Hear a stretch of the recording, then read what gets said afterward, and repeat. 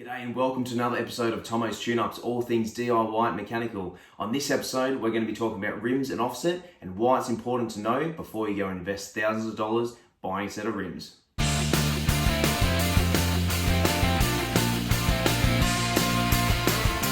Before we start, don't forget to like and subscribe, as well as leave your comments in the section below for things that you want to see me do. Now, I've seen this trend going around on TikTok where people hold up an item of clothing, for instance, a t-shirt, and they hold it up and then next minute they're wearing it. So I thought I'd give it a go. Oh, so what do you know? It actually works. So this is the news, guys, that I've been wanting to break to you for several weeks now. I've had some t-shirts made up, so if you'd like to help support the show, contact me via the email address in the description below. Not only that, but also if you want to get yourself a toolbox sticker or even a bumper sticker, let me know as well. I've even fitted one to the Mini, so let's have a look now. So as you can see, obviously a bit of a Mighty Car Mods fan as well as Benny's Custom Works. So the smaller one is a 7.5 centimeter one. My larger one is about the same size as the BCW one, which is 10 by 10. So on today's episode, we're going to be talking about rims and offset. Now, why this is important is that if you go and buy yourself a set of rims, the last thing you want to do is go and spend several $1,000s getting the rims and tires fitted, putting them on your car, going around the very first corner and it's scrubbing to the shit house. So what is offset exactly? Offset is where the hub sits in relation to the rim. For a standard car, you might have a high positive offset, which means if you have a 10-inch wide rim, for instance, if you split that directly in half and draw an invisible line down the middle, you're going to have a line that's exactly 5 inches from either side. Now, if you have a positive 45, for instance, you are going from the center line out towards the tire, so the outside of the car, 45 mil. That's what's giving you your positive offset. Now you're going to have a very small dish on that, if anything at all. If you go the opposite way, so negative is going in towards the car and you've got a negative 45, you're going to have a large dish. Now why this is important is that if you get something that has got too high of an offset, whether it be positive or negative, you're either going to be hitting a control arm, or you're going to be hitting the body, you're going to be hitting the chassis. All these things you need to take into consideration when you're buying rims. And how to measure it, I'm going to show you shortly. So with the rim flipped upside down, you can have a look at the inside of the spokes. What you want to be looking for is the size of the rim. This is the rim size here, which is 18 by 8. Now the offset is this number down here, ET 42. So this is a positive 42 offset wheel. The next one you want to be looking at also is the weight loading for the rim. This one is 850 kilos. Now, quickly off topic, but the reason why it's important to know what the weight of the wheel is or what it can handle is going to give you a great indication as to what sort of car they're used for. So this one here is rated at 850 kilos per wheel. So for an everyday passenger car, that's going to be fine. If you're driving a large four-wheel drive with roof racks and a bull bar and a winch, and you've got all the setup gear, this is likely not going to be the application for you. If you're then also towing a caravan, this is something you really need to be aware of. If you have a 2-ton caravan, for instance, and you're unsure of the ball weight, which is the weight that sits directly on top of the tow ball, it's approximately 10% of the overall weight. So 10% of 2,000 kilos is 200 kilos. So that 200 kilos is going to be spread towards the rear axle. So your rear axle is receiving an extra 100 kilos on each wheel. Now, for an everyday passenger car, this may not be very important, but for those looking to upgrade and get something a bit more serious, you want to be making sure that each rim is going to be well over the total amount of weight you're going to be carrying in the car. If you get something that's very close to it, once you then put in some luggage and you're towing a caravan, it's going to exceed the weight very quickly, which then can damage and buckle your rims. Now, going back to my friend's rim, she asked me to get a tyre for her, and as I'm waiting on the tyre to arrive, I might as well use this as a demonstration. Now, as you can see, this has a very little to no dish because it has a high offset. Now, if we were to flip the rim around and mount it on the car like this, not only would it not fit properly, but for instance, if it did, you would have a high negative. So how you're going to be measuring this is measuring the overall width. We know it's going to be 8 inches, so directly down the center is going to be 4 inches, which is going to give us the center. So the 42 is going to denote the distance between the center and the outside where the rim face sits.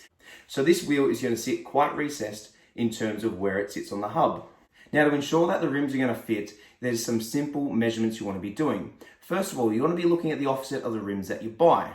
How high is the offset? Is it a positive or is it a negative? If I'm buying a rim for my Mini and it's 10 inches in diameter by 6 inches wide, we're going to cut that 6 inches in half. So now to find that out in centimeters, we're going to convert inches to centimeters, which is 2.5 centimeters to 1 inch. So we're going to multiply that by 3, which is going to give us 7.5. So if we have an offset, for instance, of a negative 10, we're going to go 75 on one side and 75 on the other.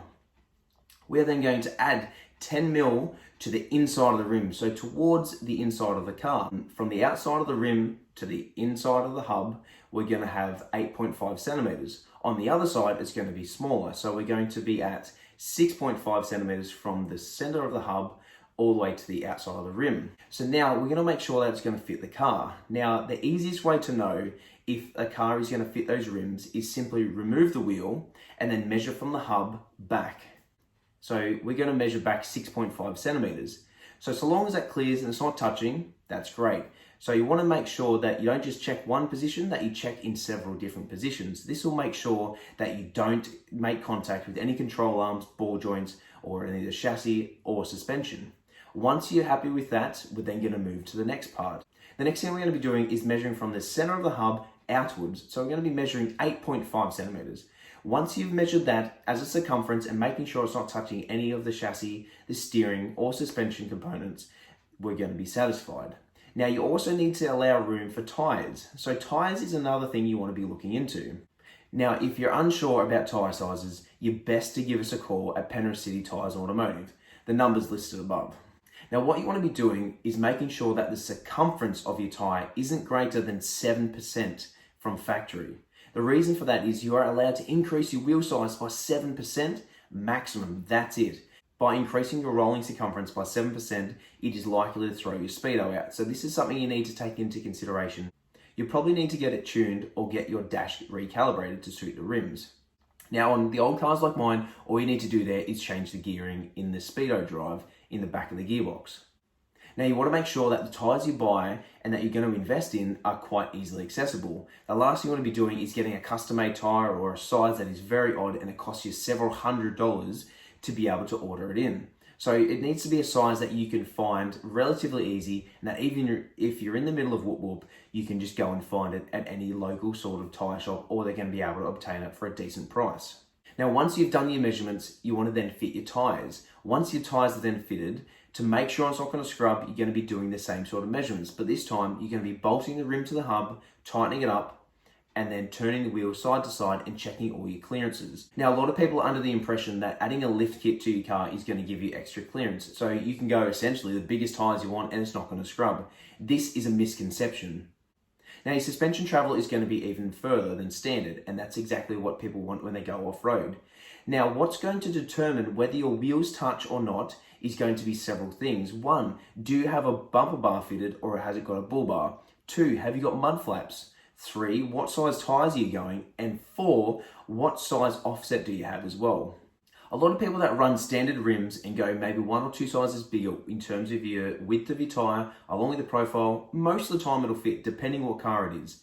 If you then change the offset, so you want to run a 0 offset or you want to go a negative 30, that's what's going to give you really cool poke, which is when it sticks outside the guard, but then police are going to obviously crack down on that. Now, police have been focusing on this quite often lately, and the reason I know this is because firsthand, my boss got done for several $1,000s worth of work he had done to his show car that he uses to promote our business and the things that we can do. If you ever drive by, it's the NP300 out the front. So no matter how much lift you have on your body, you could have 14 meters, it's still going to be touching the chassis. So those 4 things are what's going to determine whether your car is going to hit. So the best option you can go with is a standard offset. If not, work with your offsets and your measurements along with your tyre size before you go and invest in the money to suit. Now, legally in New South Wales, you're allowed to increase your track 25 mil aside. So the track is the overall width of the car from one wheel hub to the next. So you can increase that by 1 inch either side, 50 mil in total. So if you are going to start off with, for instance, a positive 50 rim, so you've got little to no dish at all, you can then drop it down to a positive 25. That's what's going to give you the extra poke. You can then choose to go bigger tires, which will then stick outside the guards, but that's something you need to be looking into.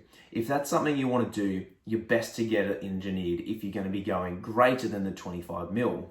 Now, there's a lot to learn about offsets, but this is what I've learned in the last several months working for Penrith City Tyres and Automotive. So it is something you need to take into consideration when buying rims. As good as they look, they may not fit your car, or they might be too high or a low of an offset that won't enable it to fit without some serious modification. So do your research before you want to start to invest in some serious cash to go into your wheels and tyre combination. Now, on that note, I want to invest in a set of 10 by 6 inch rims. I need to do my research, and these are the calculations that I'll be doing. So I hope you guys enjoyed this episode. Don't forget, we have the Tomo's Tune-Ups t-shirts available with my email address below. If you guys want to help support the show, flick me an email and let me know. I'll see you next time on an episode of Tomo's Tune-Ups, all things DIY and mechanical.